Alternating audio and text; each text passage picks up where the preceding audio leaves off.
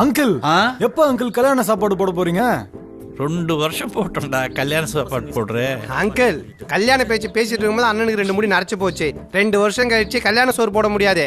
உங்க 2 பேரும் காரியம் பண்ணிட்டு காக்காக்கு தான் சோறு போட முடியும்.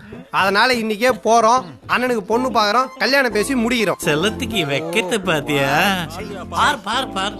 அத பார்க்க முடியாம திரும்பி உட்காந்துட்டு என்னடா வித்த காட்டுற மாதிரி பாருப்பானா. ஐயோ என்ன ஒரு வெக்கம். ஐயோ கல்யாணம் டபுள் டக்கர் நாராயணன் ஒருத்தன் இருக்கான். அவனுக்கு 2 பொண்ணு.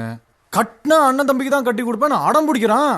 அங்கிள் பெரிய பொண்ணு அண்ணனுக்கும் சின்ன பொண்ணு நம்ம பவருக்கும் பேசி முடிச்சுட்டா உங்க ப்ராப்ளம் எங்க ப்ராப்ளம் எல்லா ப்ராப்ளமும் சால்வ் ஆயிடும். அப்படியா சொல்ற? ஆமா அங்கிள், ஒண்ணு மட்டும் சொல்றேன், நல்லா கேட்டுங்க.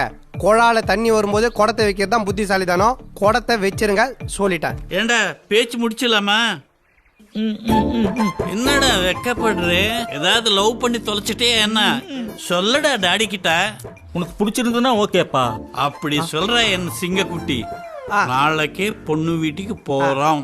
பெரிய பொண்ணு பெரியவனுக்கு, சூப்பர். சின்ன பொண்ணு சின்னவனுக்கு. பேச்சு முடிச்சிடலாமா?